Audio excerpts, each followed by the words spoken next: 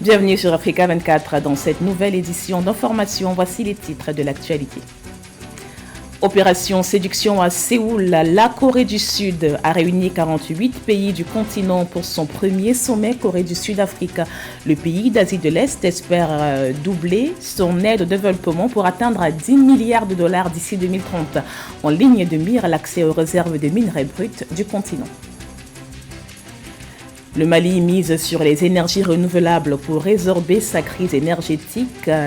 2 centrales solaires sont en cours de construction dans le pays avec le financement partiel de la Russie et de la Chine. Et en sport, la rencontre Cameroun-Cap-Vert du 8 juin se prépare malgré les tensions entre la Fédération camerounaise de football et le ministère des Sports.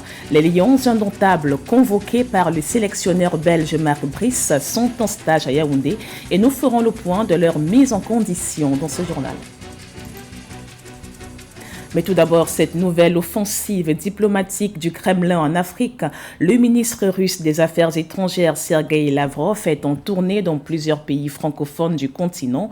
Cette semaine, après la Guinée, lundi, le chef de la diplomatie russe était ce mardi au Congo-Brazzaville. Sergueï Lavrov y a rencontré le président Denis Sassou Nguesso.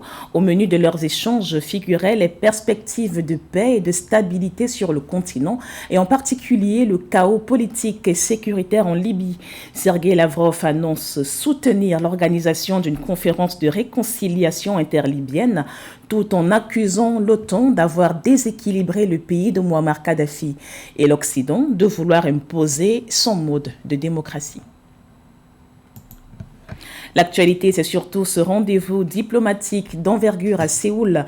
Le tout premier sommet Corée du Sud-Afrique se poursuit ce mercredi en présence d'une trentaine de leaders du continent. 48 pays africains y sont représentés pour poser les bases d'une coopération gagnant-gagnant avec la Corée du Sud. Le pays d'Asie de l'Est annonce doubler le montant de son aide publique au développement en faveur du continent et propose de partager son expérience manufacturière dans les secteurs de haute technologie et des semi-conducteurs de pointe. Marie-Roger Kouao.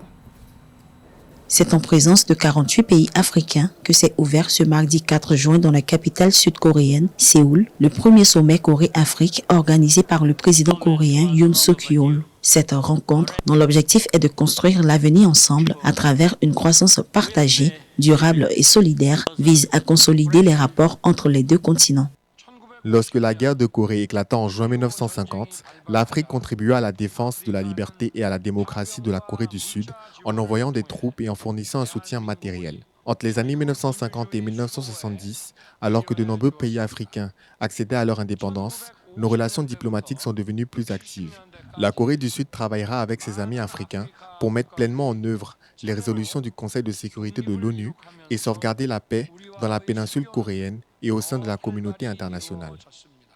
Le continent africain est une composante de nombreux atouts importants pour l'approvisionnement de la Corée du Sud. Ce sommet vise le développement de la coopération entre la Corée et les États africains, notamment dans les domaines de l'économie, de l'énergie et du numérique. Le pays prévoit l'augmentation de l'aide au développement à l'Afrique de 10 milliards de dollars d'ici 2030.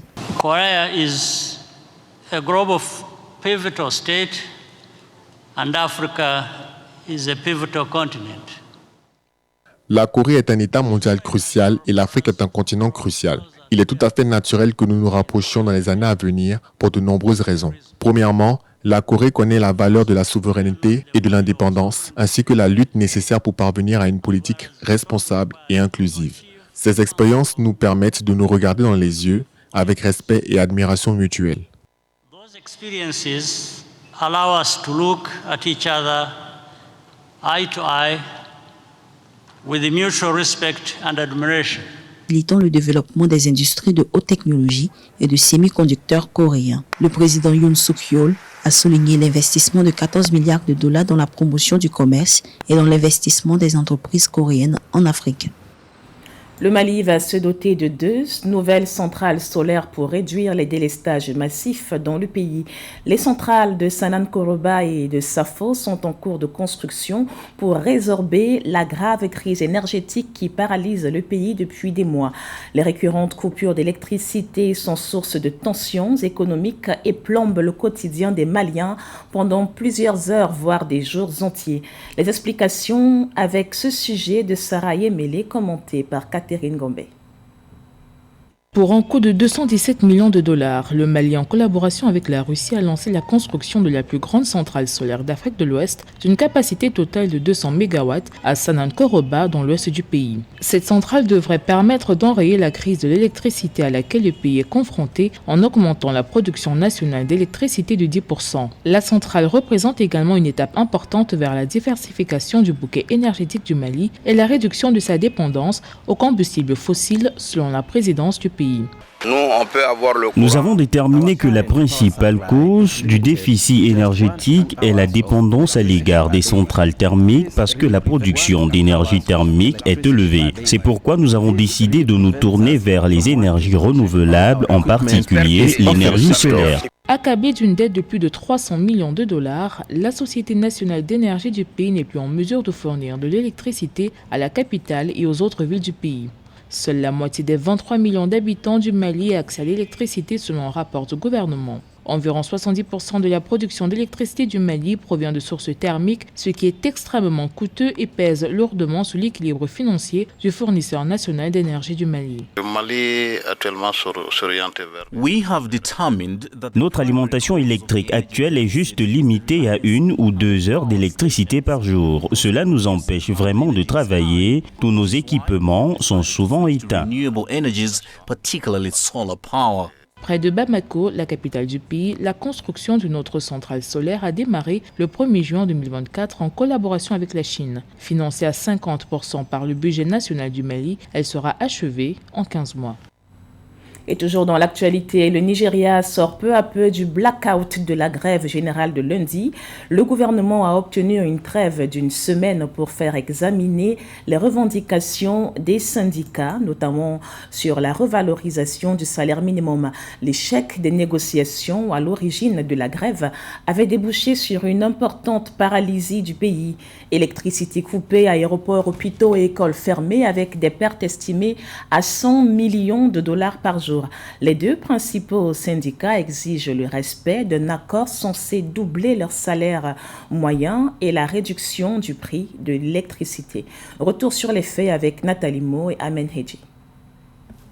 Électricité coupée sur le réseau national, aéroports, hôpitaux et écoles fermées, c'est par ces actions drastiques que les syndicats de travailleurs ont lancé une grève générale le 3 juin 2024. Le Congrès du travail nigérien et le Congrès des syndicats, principale centrale syndicale du pays, revendiquent la hausse du salaire minimum des employés et la réduction du prix de l'électricité, passé de 66 naira à 225 le 3 avril 2024. We will continue to engage. Nous continuerons à nous engager et à nous rendre très disponibles dans le cadre de ces négociations au nom du peuple nigérian. Permettez-moi de préciser que nous ne sommes pas des opposants à cette table de négociation. Nous sommes unis par le fait que nous voulons le meilleur pour la République fédérale du Nigeria et pour l'ensemble des 200 millions de citoyens du pays. And all the over 200 million citizens of this country. Une réunion entre des représentants du gouvernement fédéral, des dirigeants de l'Assemblée nationale et des responsables syndicaux le 2 juin s'est une nouvelle fois soldée par une impasse. Les tensions entre les autorités nigérianes et les organisations corporatistes s'intensifient du fait que les fonctionnaires attendent depuis septembre 2023 le respect d'un accord portant sur le salaire mensuel moyen à 60 000 naira contre 30 000 naira actuellement. Let us remind ourselves, however, of these very fundamental facts. Rappelons les faits fondamentaux. Le salaire minimum ne concerne pas uniquement les travailleurs du secteur public. Il sera également contraignant pour le secteur privé. Cette réalité doit être prise en compte dans les négociations. Into all negotiations we enter into. La loi nationale de 2019 qui fixait le salaire minimum national à 30 000 naira a expiré le 18 avril 2024, estiment les centrales syndicales. De son côté, le gouvernement fédéral appelle à la levée du mot d'ordre de grève jugé prématuré et illégal. Selon des experts, l'économie nigériane pourrait perdre jusqu'à 100 millions de dollars par jour en raison de la grève nationale. La Tanzanie s'appuie sur la Chine pour rehausser le niveau de son éducation. L'Empire du Milieu va accompagner le pays dans le développement de l'enseignement, de la formation technique et professionnelle. La Tanzanie espère délivrer à ses jeunes des diplômes conformes aux normes locales et internationales. Selon les prévisions du gouvernement tanzanien, la demande dans l'enseignement supérieur devrait atteindre au moins 482 000 places d'ici 2030. Marie-Raphaël Antolo nous en dit plus. La Tanzanie renforce sa collaboration dans l'enseignement technique et professionnel avec la Chine pour répondre aux normes locales et internationales de compétences des diplômés. D'après James Ndwe, vice-secrétaire permanent du ministère tanzanien de l'Éducation, de la Science et de la Technologie, la Chine est un pays exemplaire, doté de systèmes d'enseignement et de la formation technique et professionnelle solide qui ont contribué de manière significative au développement économique rapide de la Tanzanie. Ainsi, cette formation permettra d'améliorer la qualité de la formation professionnelle dans le pays, selon James Ndwe. Si vous regardez partout ici en Tanzanie, vous allez remarquer qu'un bon nombre de compagnies appartiennent à des Chinois. Ainsi, afin d'être capables de répondre aux besoins des industries, nous travaillons avec des Chinois pour pouvoir gagner en expérience, notamment sur comment ils opèrent.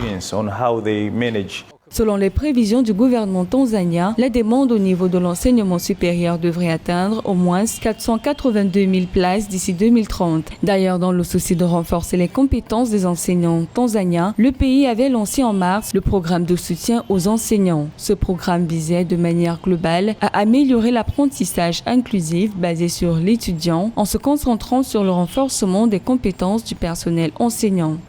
Vous savez que la Chine est maintenant une grande économie et dont nous souhaitons également arriver vers là et devenir une grande économie au travers des expériences que nous gagnons de la Chine. Soulignant que la Tanzanie compte actuellement 475 établissements d'enseignement technique, 835 établissements de formation professionnelle et 96 écoles secondaires professionnelles.